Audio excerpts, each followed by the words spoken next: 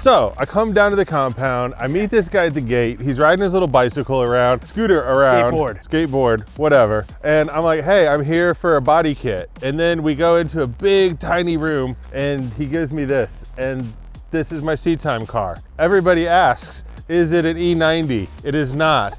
It is an F22 because that's way cooler. It's the new Eurofighter. I saw a video about drifting and I went to my local shop called Top Garage and I was like, what do I need? And I met this guy, I think his name was Chris Ward, and he told me you really need a seat time car.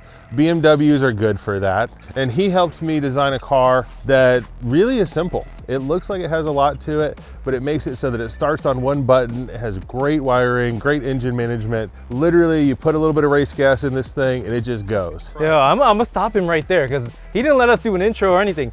Who the heck are you? What's your name? How is this your seat time car and all that? Like a great car. Don't get me wrong. I've never even met him before. Like, he just called me one day. So like, Hi. You're Josh? Hi. Oh, hey, I'm Chris. That's Josh. Yeah. So Josh, like you said, he just shows up out of nowhere. Now to see all the parts in one vehicle, ready to go and ready to drive. Like, have you driven it?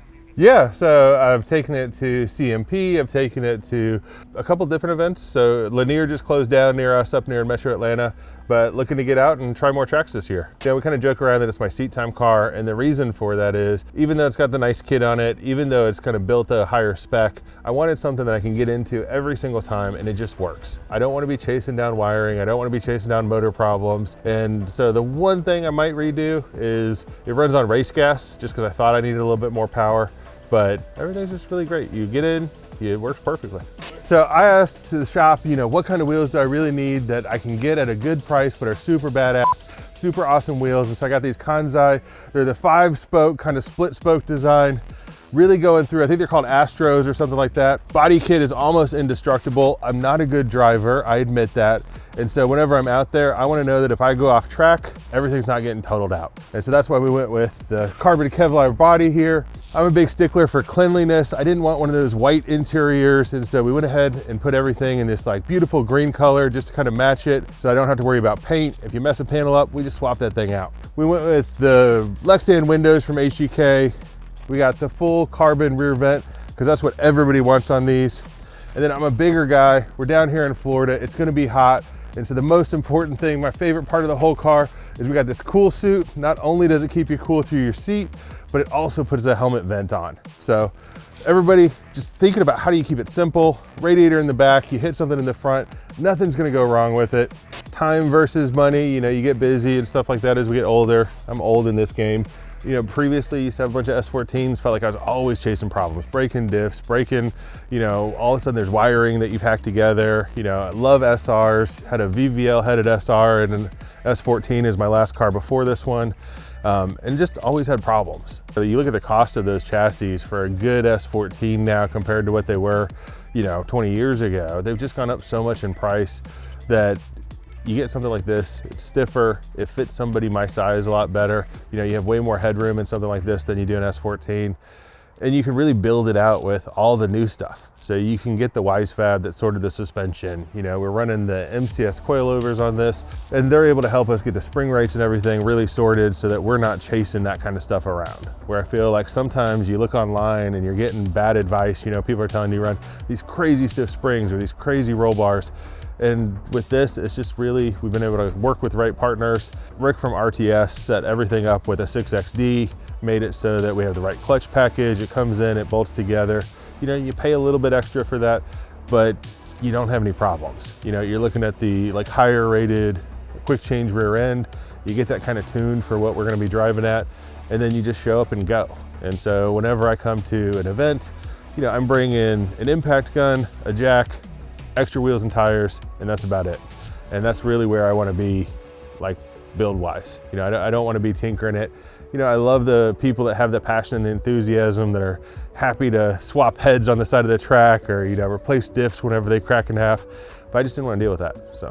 This is definition of buy right the first time. Yeah, buy once, cry once. There's this misconception that you need a whole team to run a car like this, but if you have a car that is properly set up, low maintenance, like what do you need, an oil change once in a while? Yeah, so really the idea here is if you take the kit away, it's really not that expensive of a build. So the engine I actually assembled myself. Ended up getting the right parts. This is the kind of thing where we work with Borowski. They have a great head program. Top Garage build custom headers for it because it is not necessarily your off-the-shelf kind of swap. Those are some really big headers. What's the diameter? I think those are 2 1/4. So 2 1/8, 2 1/4, have EGTs on every single runner so that we can make sure that we're getting the data back so the thing just doesn't burn up. Again, thinking proactively about how are we gonna make sure we have all the safeguards in place. So have a daily dry sump on it. Again, using the front plate from Rick over at RTS, just getting everything we can from a couple vendors and making sure that it's gonna be a really good package. But again, it's just stuff that isn't that much more expensive than people are gonna do anyway. You know, you work with a good fab shop and they're gonna make it so that everything's going smooth. You know, you have a couple little parts, you know, you like the carbon and the Kevlar and stuff, but everything else is pretty normal. I'm at a loss for words and I don't know what this is. Can you explain that? Like I see a big line going to it and it says flow, like what? Yeah, so this is the dry sump system. And so it runs like a dash, what is that, 12, 16? Yeah, so we have the oil coming from the left side and then we use the RTS motor plate, which is gonna be the coolant lines here. And so a couple of those hoses, 2 of them are really coolant and the rest are oil. So then just put the like oil tank right beneath that in the passenger compartment. Sealed that off so you don't have any kind of issues with, you know, passing tech. But trying to keep the front of it pretty much as simple as we can. We want to make sure that we're running the KRC power steering pumps, that we have the right stuff so we're not blowing through power steering pumps. We're not having oil starvation. You know, this motor is really built to last and hopefully not need too many refreshes. Built a little bit higher compression than what I would do again, so we got to run 104 race gas, which can get inconvenient at the tracks.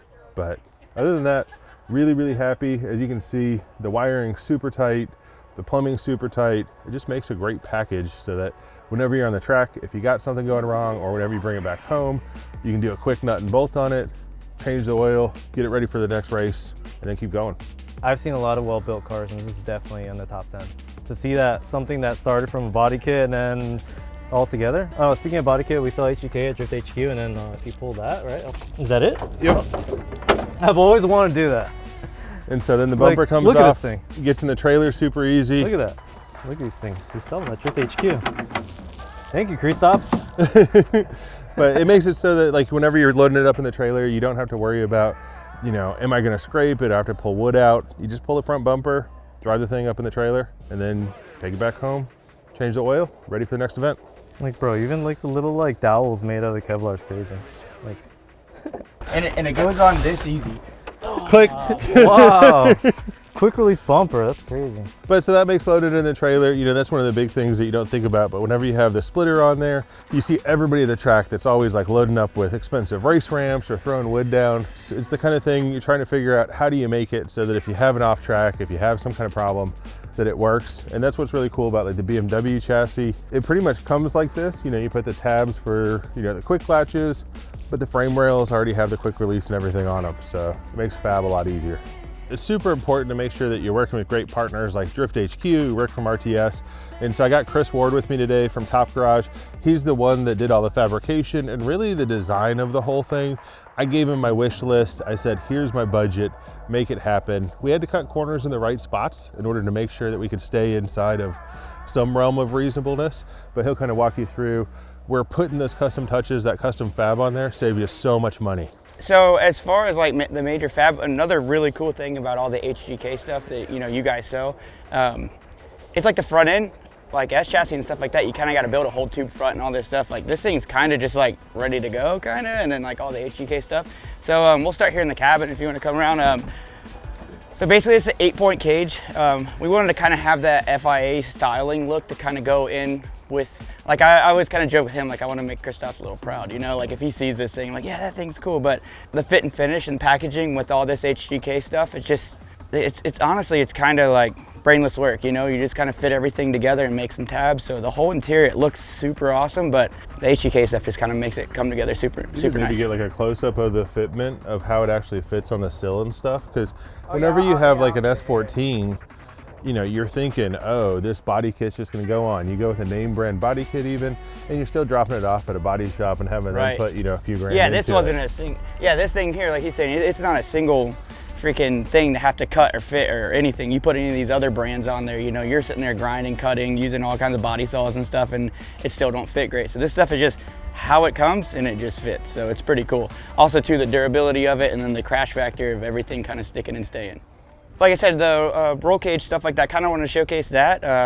That's just our shop's biggest thing right now is like, that used to be all I would do. And then now, honestly, after meeting Josh, I was kind of joking around earlier, but like, he's been an awesome customer and his mind kind of runs a little too crazy. So he'll send me some stuff and I'm like, Josh, stop. You know, like we were joking, me and my buddy Dustin would be like, we're taking Josh's credit card away. Like he's not allowed online after 10 p.m., you know, because he'll be like, let's do this. But with all jokes aside, like it's really cool to him just be like, hey, this is what I want. Like he said, my budget, these are the main parts I want to do and you guys make it happen. So pretty much we did and kind of shoot some text back and forth. I think and that's it's just the like, cool thing about having like confidence in your builder too, is like I have no risk that you're just trying right, to, yeah, like, you know, trust, put your yeah, kids we through trust college. each other. Like, that's the coolest thing. And it feels good for me to not have to like persuade him to believe the reasoning why I'm saying something, or we're trying to make money or trying to be weird with something. He just knows like whatever it is, and that's what it came down to be. And the trust is like super cool. And at the beginning of our builds and stuff like that, it was like, hey man, this is why. And now I'm like, hey dude, no, that's dumb, we're not doing that. You know, like let's just do this. And he knows there's a whole story and a whole reason behind it. And sometimes he'll even push me too, which is really cool. Some of the stuff I'm doing, I have never done before. And I'm like, hey man, I don't feel comfortable doing this. He's like, no, you got it, let's try it, let's make it work. So it's really cool. Like, I feel like both sides of the relationship's really cool. I'm building stuff and then him getting cool stuff and me get to build cool stuff. And so one of the things that I wanted is definitely the style of drifting is not a pro car. I'm not trying to go out and do 2 laps. I want something that can go to somewhere like a local Grid Life or some of the Drift HQ events and really put laps in all day long. And so how do we do that? We make sure we got the drivetrain that's bulletproof, we got the quick change, but also the cooling. So I can run this car full tilt as fast as I want, just burning through tires or saving them if I need to. And whenever he says full tilt, he means it, because he puts his red glasses on and he goes nuts. And it's just like, Josh, calm down. Like, are you watching temps? And he's like, they're fine. And they really are. I don't know how he does it, but and so we got the Haltech that's running the PDM and the engine management. So between that, the dash is flashing at you if you get anywhere close. But even on big hot days, you know, you come down here to Florida in the middle of summer, the car's still staying cool. And I think often before in cars that I had, I'd be the one that was getting overheated. And so again, love the cool shirt, love the helmet vent, and it works perfect, just kind of buried here in the back. Making sure that this part doesn't really need a whole lot of maintenance. It's, you put ice in the back of it and that's it. So, like, you know, like Josh saying, his big goal is to show up the track. He wants to put fuel in the car and put tires on the car and drive. So with the fuel being such an important thing too, we went with the Radium 10-gallon cell. It's kind of how we do on the other cars too. That's kind of pretty much like the formula I use at the shop. That I do like the weight placement of that inboard a little bit there, not hanging over the axle, but so yeah, that right there, everything's kind of, dude, we've been using that stuff for so long, everything kind of just works, fits like it should, all the parts, everything, you know, just works. So always going with that. One of the things that I rely on my builder for too, Chris, is to make sure the car's set up, that we got the right rear gear in it, that it's going to go out there and perform the way it needs to, so that I can focus on developing my driving. So he's going to take a couple hot laps in it, and then I'll jump in. Yeah, awesome. Thanks, Josh. Appreciate it, dude. Don't be pussyfooting. Here, hold this. We'll show you pussyfoot when Josh gets in. Get everybody the fuck out of here.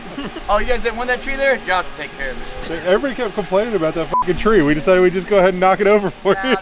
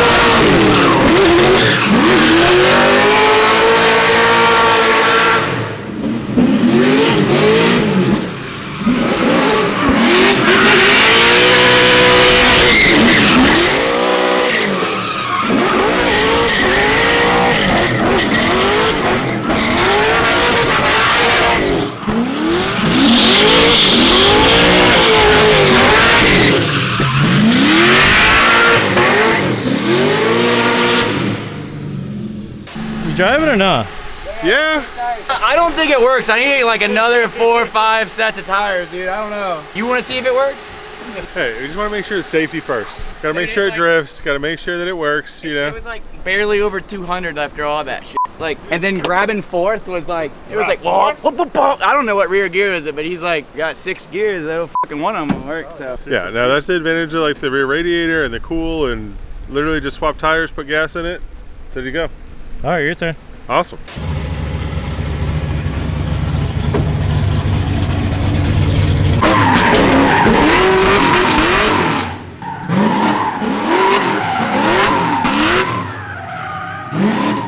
I love Carbon Kevlar. So thank you to Drift HQ having us down here and enjoying the build. Thanks for Top Garage for building a top-notch cart. Could not wish for anything better.